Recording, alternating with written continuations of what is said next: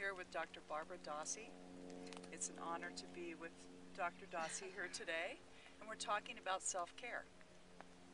So, Dr. Dossey, tell me, what is self-care to you, and what's the importance? Oh, this is great.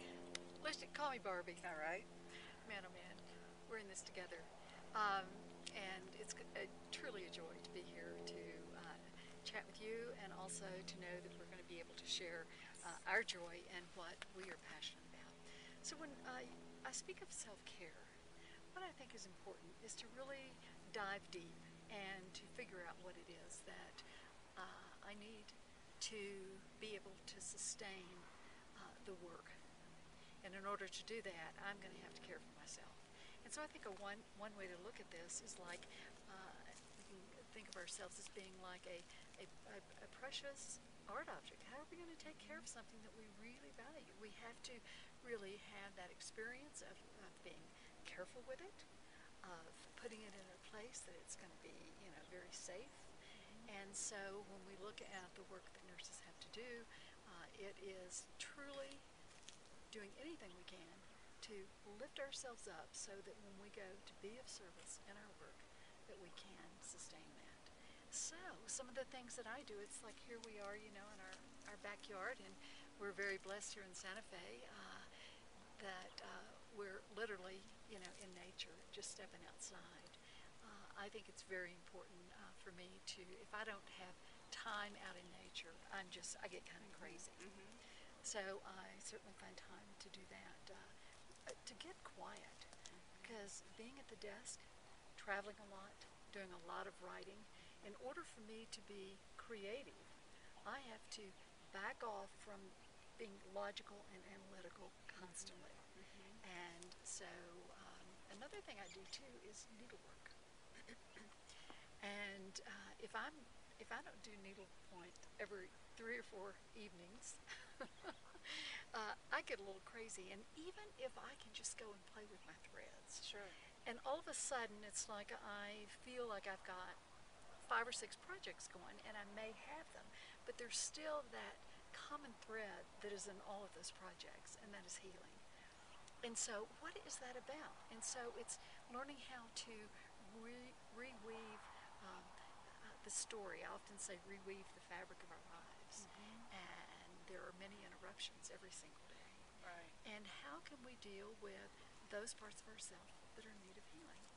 And so it is stepping off the treadmill. It is slowing down, being calm, being quiet, so that I can then once again go back to many meetings, just as you're in, and on many exciting projects with my colleagues in the American Holistic Nurses Association. And I think that's another thing about self-care, is who are your soulmates? Right. I just don't do things alone. I can get a big idea, but boy, you put me with 4 or 5 like-minded colleagues, Yeah. and then we get to dance, and all of a sudden there is this flow. And one of the practices I love to do, and I do this some in my workshops, is to have something, and we just toss a little ball back and forth, and then to get in. So it's, first you're trying to do that, and then you're trying to catch it, and then you catch it like this. But then once you're there and you're with colleagues, and then you follow through with emotion, you catch it, and then you follow through, Right. and you do like that. And so it's that flow. Yeah. How do we pay attention to what flow is about, rather than Sure. this Right. really Right. intense way of being? And all of those little, and I don't call them exercises, I call them practices.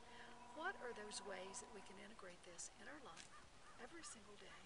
And then when we get thrown off, which happens to me all the time, All of it's us, like I'm yeah. going this way, and then all of a sudden, here, or life shows up in Right, different ways. It's right. like, how do I find that stillness again?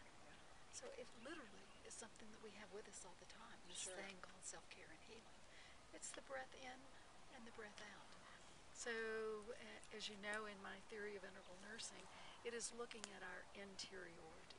Right. So how can I have a consciousness of self-care and healing, and then what are the external behaviors that I can engage in? Right. So it's with my meditation practice.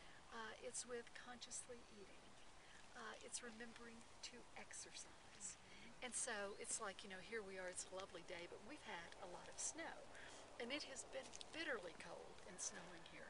And yes, I have exercised, little pieces of stair steps and so forth. But one of the things that I have found that is so much fun is to jump in place 100 times and try to do that 7 or 8 times. And so all of a sudden there is a lot of exercise. It's fun, and I actually go back to being childlike. Oh, that's great. Yeah. and it's, and again, everybody, has to protect their knees and do stuff for me, but, on the carpet and to do up and down like that, it works for me. And also, I find that I'm losing upper body strength. And so we have these, my husband and I both do, these cords that are around, in the office or in the kitchen or, different places. I carry them in my bag because I travel a lot. But just, to do that.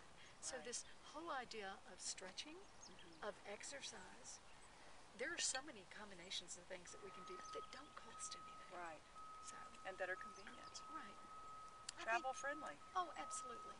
I think another thing about self-care is finding time for your girlfriends. Yeah. So for tomorrow, I am meeting with two dear friends, and we try to do this, every 6 weeks. And I'm already so excited about doing this because we have, we've had emails and we know what each other is doing, but just sit there with quality time and to hold that space. Right. And then we will start, we will place our order for lunch, and then we'll go around and we will take moments to really be quiet and say, where are you today and what's going on? And just spend 10 or 15 minutes each doing that. It's That's just, great. it's such quality. Yeah. So, It's nurturing relationships. Yeah. And then it's nurturing, your relationship with family, with friends, and then that flows literally into our work life. Wonderful. And it's busy, but we can do it. Awesome. I also wanted to ask you, I know you're an expert on Florence Nightingale. Tell me how Florence viewed self-care. Well, from the very beginning, and many of the colleagues that will be listening to this know that she started the first School of Nursing, the Florence Nightingale School, in 1860. One of the things that she insisted on with her nurses is that they do self-care, even though it was very, very busy. But she, insisted that they do that. She even had them have a room of their own to do their work, and she encouraged that. The level of self-care, the way we are seeing it now, she really encouraged those things: to eat healthy, to get restful sleep, and one of the key pieces in her work was deep reflection. Be quiet within and ask the questions of how you can be of service.